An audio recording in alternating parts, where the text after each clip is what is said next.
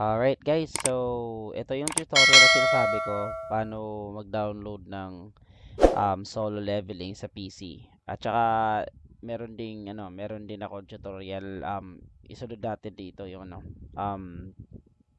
paano mag-download sa phone. So for PC, unang gagawin nyo, download kayo ng TunnelBear. So click nyo lang yan or search ka lang TunnelBear tsaka pag-download nyan, makaka-download kayo na ganyan. Tapos try for free. So pag click nyo yan, download agad yan. So next is pagtapos ito, punta kayo ng Netmarble. Ayan.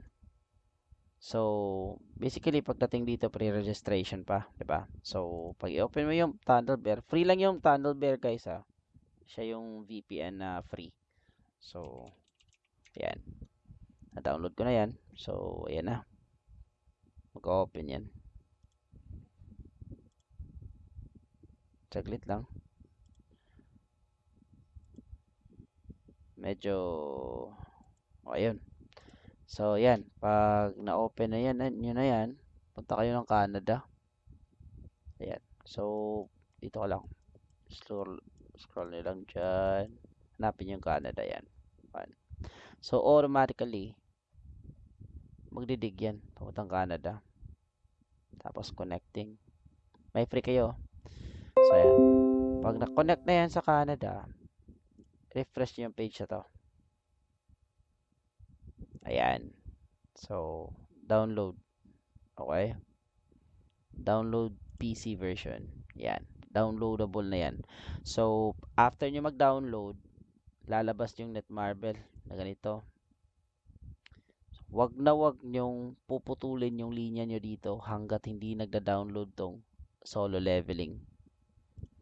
Ayan. Makikita nyo dyan. So, wag na wag nyong puputulin yung connection nyo pag hindi na-download yung solo leveling. Pag launch nyo, lalabas to. Tapos, okay na. Doon nyo na i-off yung VPN nyo. Okay? So, yun lang yan. At sa pag-download naman ng solo leveling sa cellphone, type nyo lang dito. Solo leveling APK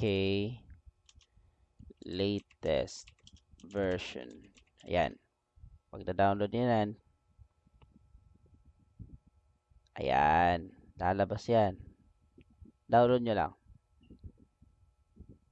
Pag download nyo yan, tapos install nyo agad sa phone nyo. Sa phone nyo lang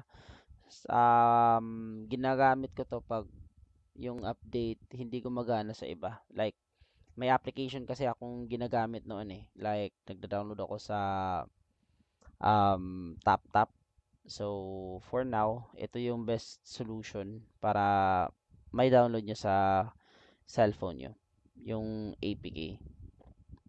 Latest update yan. 2024 April 18. So, that's it. Huwag nyo kalimutan mag-subscribe.